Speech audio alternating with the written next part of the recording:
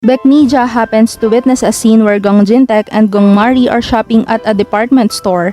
It was after Baek Mi Ja had declared to Gong Mari not to meet Park Do-jun. She was shocked to realize that she had made a huge mistake. However, Baek Mi Ja starts to smile again and gets lost in her imagination.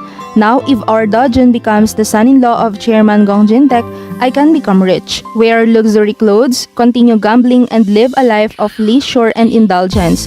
With such trashy thoughts, Baek Mi Ja experiences unexpected and tremendous events. Today, I will tell you how Baek Mi Ja receives her punishment and how Park Do-jun makes wise judgment in the process. In Beauty and Mr. Romantic, many villains appear. Among these villains, the reason why Baek Mi Ja is special villain is that while villains like Gong Jin-dan or Hong Egyo harm others, Baek Mi Ja causes great harm to her own family. Moreover, she not only causes accidents multiple times, but also continues to engage in bad deeds without any remorse. Baek Mi Ja stole Kim Ji-young's grandmother's gold nugget. That gold nugget was something that her grandmother wanted to pass down to Kim Ji-young, but Baek Mi Ja stole it to use for gambling. The way for Baek Mi Ja to receive her punishment is for her children to completely leave her. Now Park Dora will marry Go Pil Sung, and since Go Pil Sung also wants to separate from Baek Mi Ja, Park Dora will leave her first. The eldest son, Park Do-shi, continues to continue trouble for Park Dora and sometimes takes his mother's side, so he just wants to live with Baek Mi Ja for the rest of his life.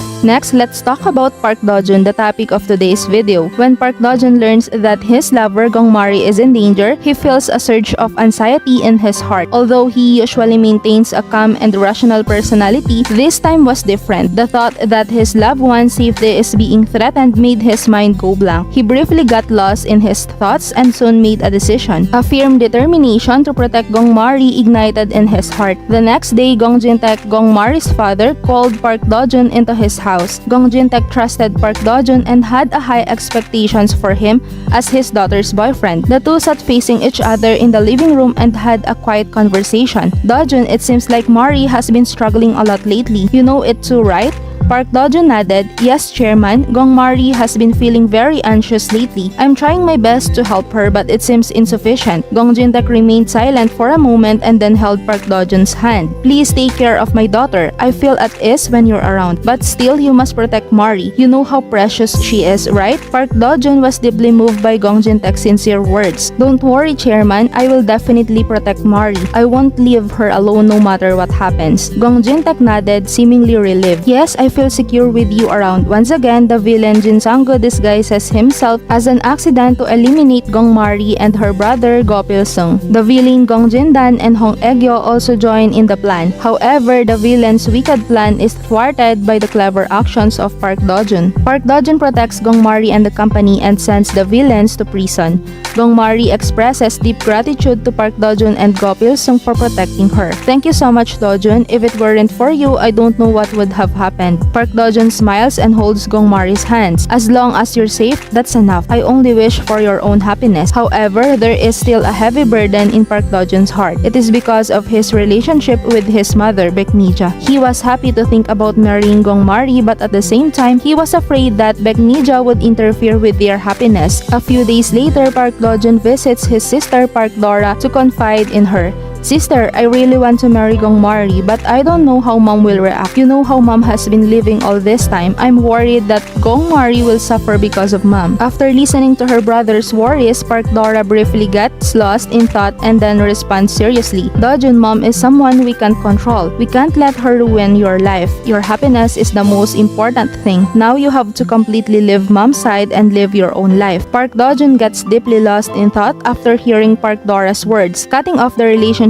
with his mother is not an easy decision, but he realizes that it is necessary for his true happiness. In the end, Park Do-jun makes up his mind. He decides to cut off the ties with his mother and applies for a restraining order. He also vows to risk everything for a happy life with Gong Mari. However, Baek Mi Ja, who is unaware of this, still dreams of her son becoming the son-in-law of a conglomerate family and improving her own life. One day, on his way back after submitting the restraining order, Park Do-jun calls Baek Mi Ja. Mom, can we meet and talk? Baek Mi Ja is surprised by her son's request. What's the matter, Dojun? Is there something important you want to talk about? Yes, it's an important matter. I want to talk about our relationship. Park Dojun replies briefly. Baek Mi Ja meets her son with an anxious heart.